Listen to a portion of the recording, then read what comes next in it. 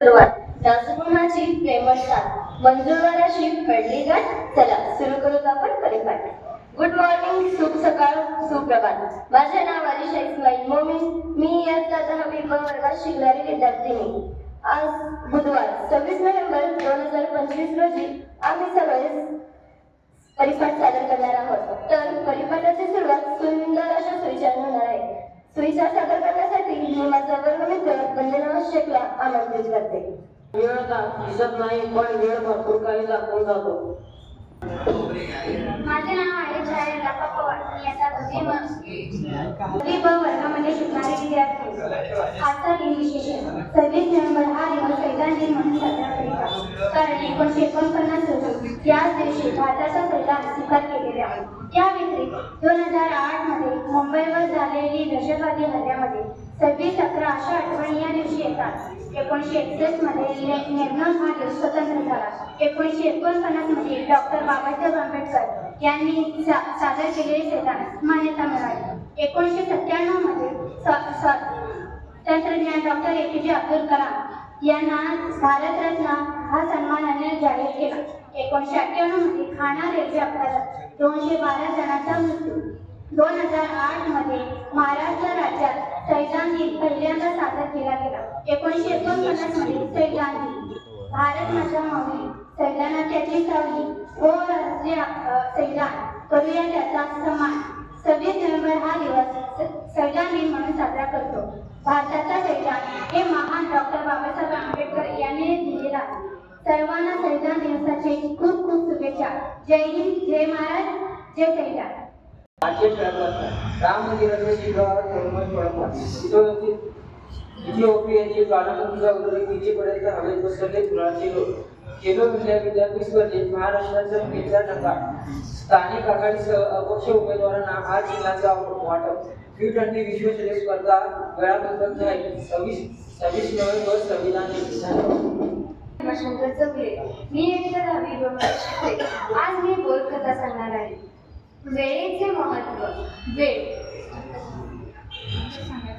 पावसाळा जवळ आला होता. एक शेतकरी आपल्या घराच्या छतावरील छताचे कौले बसवत होता. तेवढ्यात त्याच्या अंगणात एक माणूस आला. त्या माणसाकडे शेतकऱ्याचे लक्ष नव्हते. तो माणूस शेतकऱ्याला म्हणाला, अहो दादा, जरा इकडे खाली उतरता का?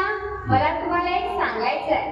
शेतकरी शिडीवरून खाली उतरला. शेतकरी म्हणाला, बोला, काय बोलायचंय? लवकर बोला, मी माझ्या हातातलं काम सोडून आलाय. काय बोलायचंय ते लवकर बोला. तो माणूस म्हणाला, अहो दादा, मी भिकारी आहे हो. मला जेवण्यासाठी अन्न नाही. मला खूप भूक लागली आहे. तुम्ही अन्न देशील का हो? शेतकरी म्हणाला, चल माझ्यासोबत. भिकाऱ्याच्या मनात विचार आले. भिकारी मनातच म्हणाला, आता आपल्याला काहीतरी जेवायला मिळणार व काहीतरी खायला मिळणार या आशेने भिकारी शेतकऱ्याच्या सोबत गेला. शेतकऱ्याने भिकाऱ्याला आपल्यासोबत कौले बसवायला लावले.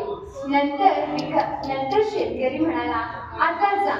माझ्या कामाचा जेवढा तू कोळंबा तू केलास तेवढं काम तू केलंस. आता जा. भिकारी आश्चर्याने म्हणाला, पण तुम्ही मला जेवणच नाही दिलं की? शेतकरी म्हणाला, तू माझा काम.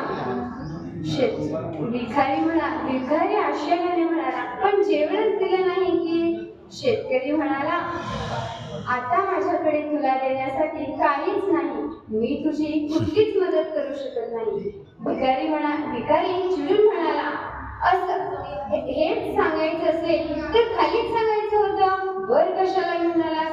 शेतकरी म्हणाला, अन्नच मागायचं होतं तर खाली कशाला बोलवलास?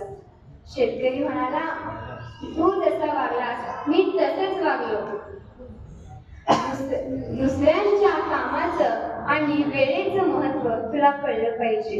एवढं सांगून शेतकरी भिकाऱ्याला अन्न दिला. मला काल टीचरांनी सांगितलेलं एक वाक्य आठवतंय.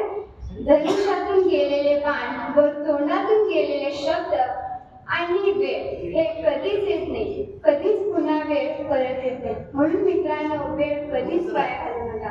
एक सुविचार सांगितले. वेळ खूप जन्म असतो. मित्रांनो, वेळ खूप जखमा देतो, म्हणून तर म्हणतात घड्याळाला